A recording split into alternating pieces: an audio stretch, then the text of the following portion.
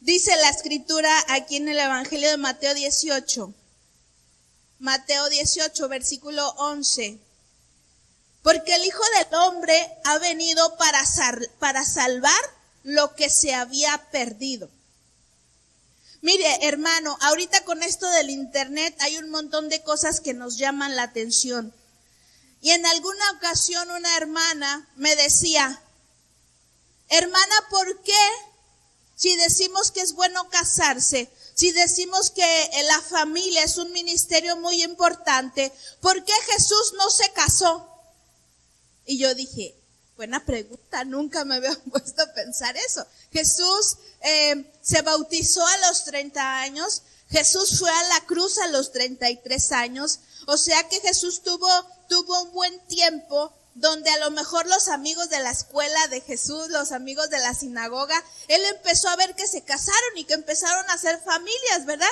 Y me decía la hermana, a ver, ¿y por qué Jesús no se casó? Y entonces yo dije, a ver, Señor, ¿por qué no te casaste, verdad? Y la verdad es que, porque Jesús no vino a dejar descendencia en la tierra. Jesús no vino a establecer un reino terrenal. Jesús no vino a eso. Ese no era el propósito. Y yo le decía a la hermana, es que Jesús vino con un propósito, con una encomienda, y él se enfocó a esa encomienda. Y él dice la palabra que él fue tentado en todo, como nosotros, pero sin mancha. ¿Cómo la ve? Gloria a Dios, ¿verdad? Imagínense, como adolescentes, como jóvenes, una de las cosas que a veces más puede llegar a tentarnos, puede llegar a distraernos, son las relaciones amorosas, las relaciones que nos llaman la atención, ¿verdad? Y Jesús estaba tan enfocado que Jesús sabía cuál era el propósito. Jesús no se casó porque no venía a casarse. Jesús sabía que venía a ser el Cordero de Dios que quita el pecado del mundo. Y cuando Jesús estaba en la cruz, una de las últimas palabras, como el primogénito de María, fue encargarle a su amigo Juan, a su madre. Porque María, al ser viuda, estaba al cuidado, Jesús era el que la cuidaba.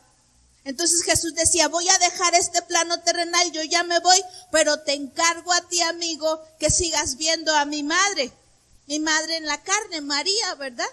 Entonces Jesús fue perfecto como hijo, fue perfecto como primogénito porque cumplió, sustentó, pero también fue perfecto porque cumplió su obra maestra en la cruz. Su momento de la obra maestra fue en la cruz, hermanos. Y Jesús llegó a la cruz con ese corazón limpio, con ese corazón íntegro, que tuvo la capacidad de bendecir a sus enemigos. Tuvo la capacidad de, después de haber recibido todos esos golpes, toda esa ira injusta, después de haber tenido un juicio injusto, un juicio amañado, porque dice la escritura que pagaron, ¿verdad? Falsos testigos. Uy, se parece como ahorita también injusticia, ¿verdad? Pero Jesús decía, Padre, ten misericordia. No solamente nos perdona, sino que encima de que la regamos, sigue diciendo, Señor, ten misericordia. Padre, ten misericordia. ¿Sí está conmigo? Ese es el amor del Señor.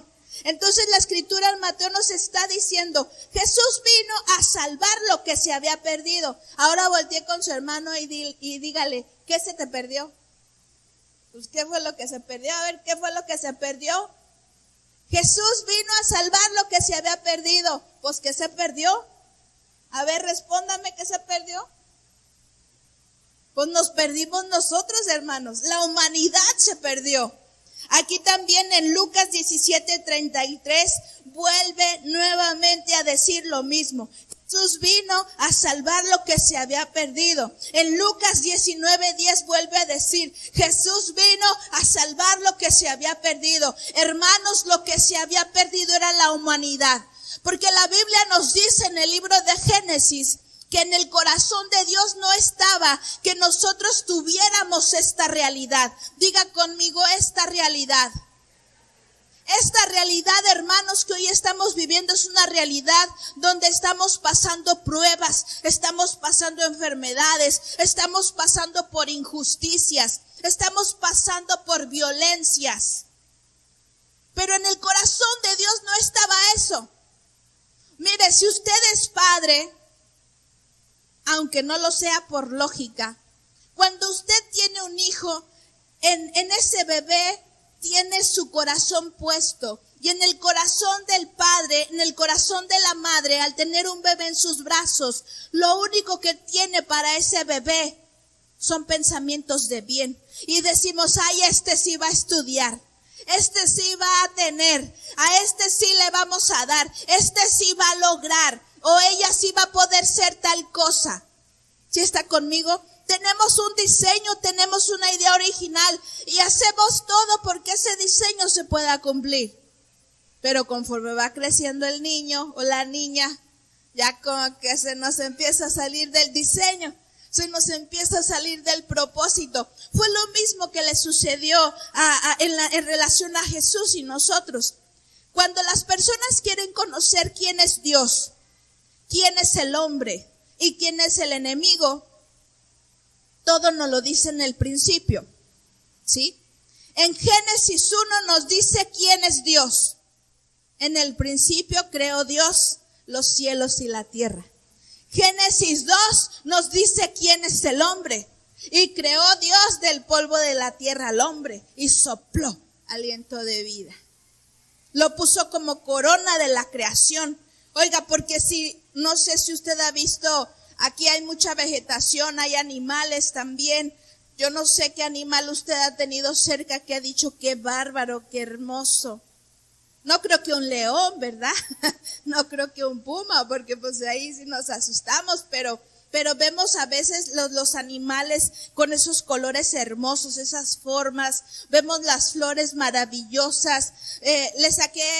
Ayer fuimos allá por el mercado y cerquita del mercado hay un árbol grande, tiene unas frutas así, no sé, del tamaño enormes, y yo ahí estoy, sáquele fotos. ¿Qué es esto? ¿Cómo me dijo que se llamaba, hermana? Yaca. Yo le digo yuca, es yaca.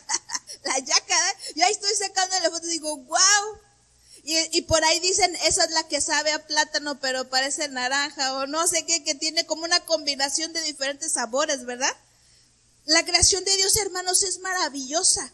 Pero dice la Escritura que Dios puso al hombre como un sello, dice, para enseñorearse de todas las cosas. Esa es la palabra, enseñorearse. Quiere decir, todo esto es hermoso, todo esto es maravilloso, pero el hombre está arriba de todo esto.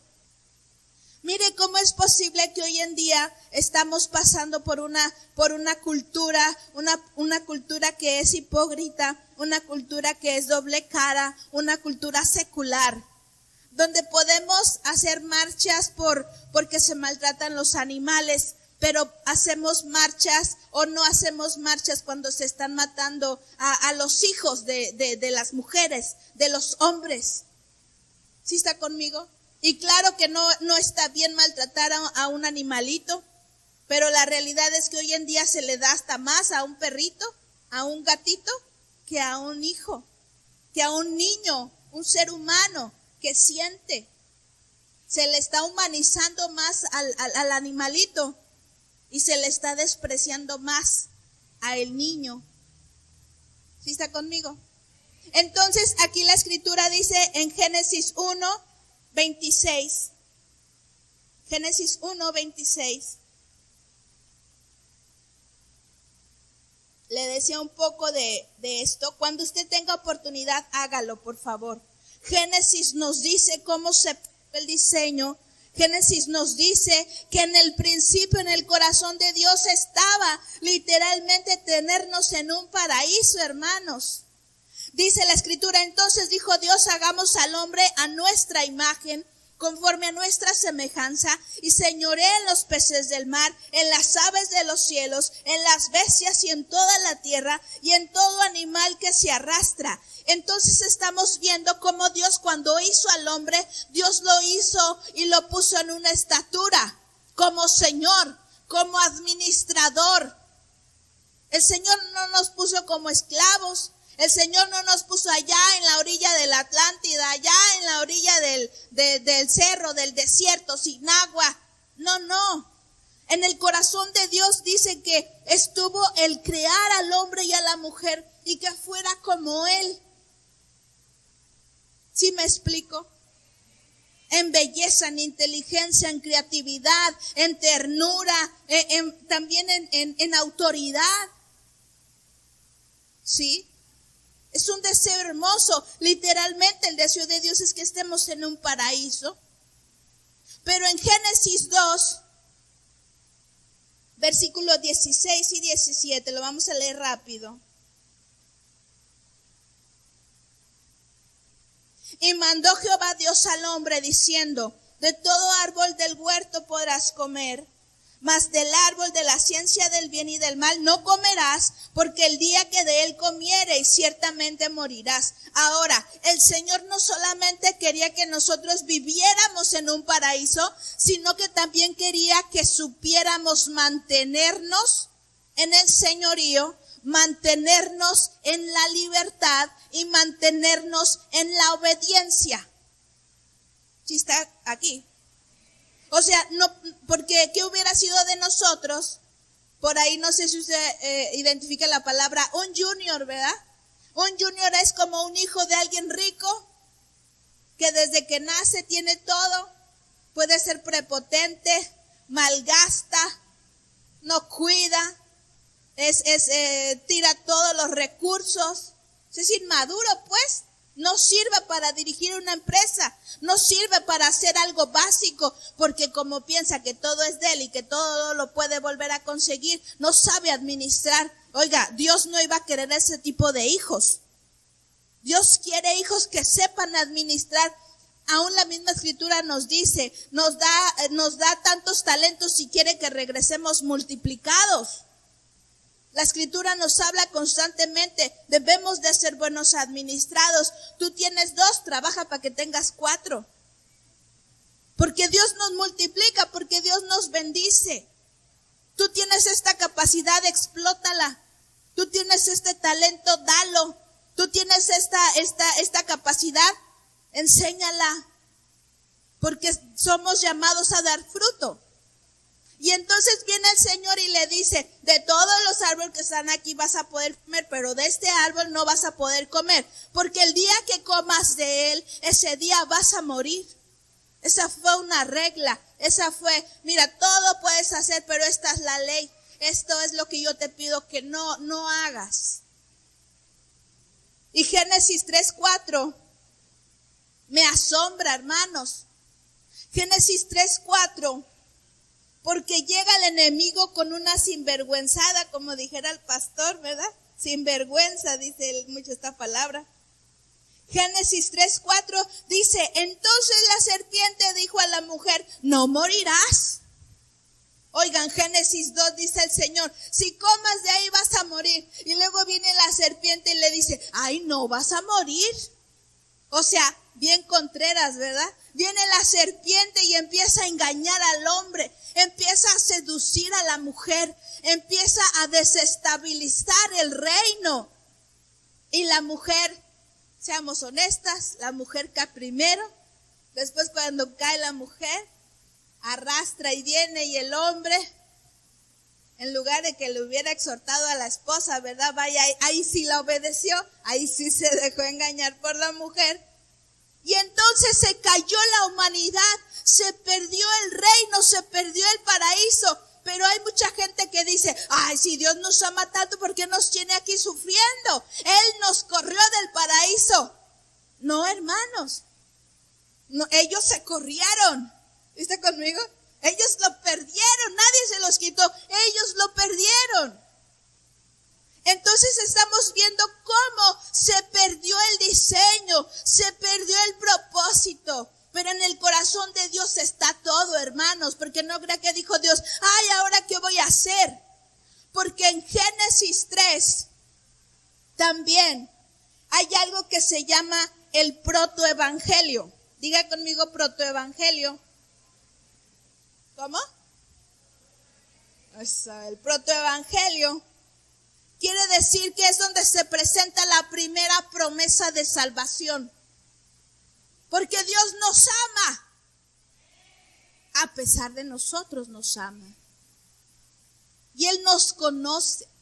Sabe que luego somos como el chavo que decimos una cosa y luego decimos otra, y que a veces sí vamos a echarle ganas y otras veces nos desanimamos, y Él lo conoce todo. Y mire, el Señor es tan hermoso que Él nos dice: yo te amo, iglesia. Yo estoy contigo, iglesia. Yo te protejo, yo te cuido. Y a veces andamos solos y andamos llorando y andamos desesperados. Y el Señor va alrededor de nosotros, quitándonos al que nos iba a asaltar, quitándonos a la carretera que nos iba a sacar y íbamos a tener un accidente. Y seguimos ahí lamentándonos. Y el Señor nos lleva bendición y nos trae comida y nos abre puertas. Y nosotros, ay, es que ¿dónde está Dios? Y Dios... ay, te amo, iglesia. Porque la misericordia de Dios es así, hermanos. Él no nos ama porque seamos perfectos, porque seamos santos, porque seamos... no, hermanos. Él nos ama porque Él es bueno. Nos ama tanto que dio a su Hijo Jesucristo por nosotros. A el Hijo lo dio por nosotros. Y el Hijo era lo mejor que había en el cielo, hermanos. Porque Jesús no existió cuando nació de María. Porque dice en Génesis que Él también ya estaba ahí. ¿Sí está conmigo? Por eso dice, hagamos al hombre. Porque ahí estaba el Padre, ahí estaba el Espíritu y ahí estaba el Hijo. Haciendo la obra, haciendo el deseo del corazón de Dios. Y entonces cuando este deseo se perdió, inmediatamente se puso a andar el plan de reconciliación. Digan conmigo, plan de reconciliación. En la Biblia hay una historia muy tremenda, hermanos. Si usted quiere ver novela de drama, de acción, de romance, de intriga, lea el Viejo Testamento, está lleno de eso. Y una de las historias más llenas de intriga y de drama es la historia donde Abraham viene y Dios le pide que sacrifique a su hijo. No sé cuántos la han leído. Y entonces, qué fuerte, hermanos. Abraham orando por el hijo de la mujer que era infértil, orando, caminando, obedeciendo. Y entonces viene Dios y le dice, ven, dame a tu hijo. Ay, yo no sé si usted alguna vez ha sentido, ay, así como cuando le dan una mala noticia, una impresión aquí, ¿verdad? Y Abraham dijo, bueno, y ahí va, ¿no? Y ahí va el hijo, oye, y pues, ¿qué vamos a ofrecer? ¿Dónde está el becerrito? ¿Dónde está lo que vamos a sacrificar? Hasta por ahí hay algunos cuadros, ¿verdad? Que está ahí el muchachito ahí amarradito como puerquito de carnicería. Ahí está. Y que ahí va Abraham y dice, ahí va, Señor, pues. Pero ¿qué pasó ahí con este sacrificio? ¿Se consumió o no se consumió? ¿Cómo? No se consumió. Dice que llegó el ángel rápido y que le dijo, espérate. Ya el Señor ya probó tu fe, adelante. Escúchame, véanme un momento. Ahora imagínese al Padre. Imagínese a Jesús. Imagínese nosotros perdidos porque no lo merecíamos. Porque somos egoístas, rebeldes, mentirosos, idólatras. Somos un montón de cosas, ¿verdad?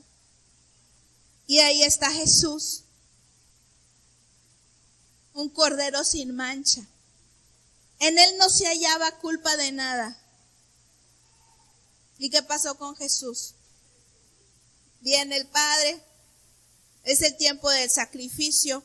Alguien tiene que pagar precio de sangre. Y entonces viene y se consuma ese sacrificio. Se consuma ese sacrificio, hermanos. Porque la mano de Dios no se detuvo para perdonar a Jesús. Ya lo golpearon, ya lo desangraron, lo pusieron todo morado. Dice la Escritura que ya se desfiguró su rostro, ya no se hallaba hermosura. Era como un pedazo de carne. Yo no sé si usted alguna vez se ha pegado, se ha lastimado la nariz, como rápido, ¿verdad? Se deforma nuestra cara con un golpe. Y ahí estaba aquel que había sanado. Y ahí estaba Jesús, el que había perdonado. Y ahí estaba Jesús, el que había caminado sobre el mar. Y ahí estaba Jesús, el que le había hecho bien al pueblo. Porque Jesús le hizo bien al pueblo, le hizo bien a cada joven, a cada niño. Jesús tuvo tiempo para considerar a los niños, hermanos. Jesús tuvo tiempo de hablar con la mujer samaritana, que para el pueblo no era nada, no era nadie importante. Y Jesús tuvo tiempo para esa mujer. Y ahí estaba ese pedazo de carne que era el deleite del Padre. Ahí estaba en la cruz. Y a lo mejor estaban los ángeles en el cielo viendo esta masacre, viendo esta injusticia contra Jesús. Pero en el corazón y en la mente de Jesús estábamos nosotros. Y Jesús sabía los pecados que ya cometimos. Y Jesús sabe los pecados que vamos a cometer, porque lo sabe todo. Y nos ama, nos guarda, quiere tenernos cerca. Y yo creo que los ángeles estaban diciendo, puede ser que pase como con Abraham. Ya probó el corazón de Jesús, ya probaron el corazón del Hijo, que es un corazón puro. Pero el Padre dijo que se ejecute el sacrificio, porque el sacrificio tenía que ser perfecto, porque la sangre del Cordero tenía que ser derramada para que la sangre del Cordero cubra nuestros pecados, nos limpies. Hermanos, el Espíritu Santo está levantando una iglesia no como religión, sino como hombres y mujeres espirituales que vamos a aprender y que estamos aprendiendo a depender de Dios, que estamos aprendiendo a renunciar al mundo, porque ya no nos hallamos, nosotros ya no somos del mundo, no porque el pastor venga y nos regañe y nos saque del baile, no por eso es religión. Nosotros solitos ya no salimos del baile porque entendemos que ya no encajamos, porque somos de Dios. Nosotros dejamos de mentir y de hablar cosas que no, porque hay algo en nosotros que nos reprende, hay algo en nosotros que nos inquieta. Mire, cuando usted está en la alabanza, usted escucha la palabra y como que tiene ganas de llorar ahí, como decía el pastor, ese es el Señor hablándole. Ese es el Señor diciéndole, tú eres mío, ¿para qué te vas? Tú eres mío, ¿qué haces allá? En Efesios, en el capítulo 2, mire, esto es algo más clarito que nada.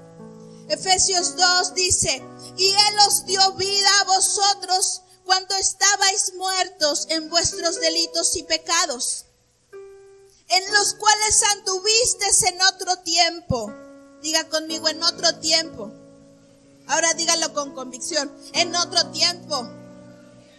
Sí, andábamos en pecados, andábamos en delitos, sí, pero en otro tiempo. Antes, es que tú no me conocías. Más bien me conociste, pero ahorita no me conoces. Ahorita yo soy una nueva yo. Ahorita ya mi vida es diferente. Porque no importa cómo tú vienes hoy con el Señor. No importa, usted dirá, uy, si la hermana supiera todo lo que yo he hecho, ni me saluda. Pues yo no lo sé, hermano, pero Dios sí lo sabe.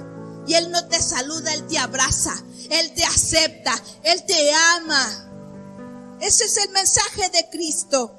Dice, anduviste en otro tiempo, siguiendo la corriente de este mundo, conforme al príncipe de la potestad del aire, el espíritu que ahora opera en los hijos de desobediencia, entre los cuales también todos nosotros vivimos, ¿en dónde? En otro tiempo. Y andábamos en los deseos de nuestra carne, hacíamos la voluntad de la carne y de los pensamientos, y éramos por naturaleza hijos de ira, lo mismo que los demás.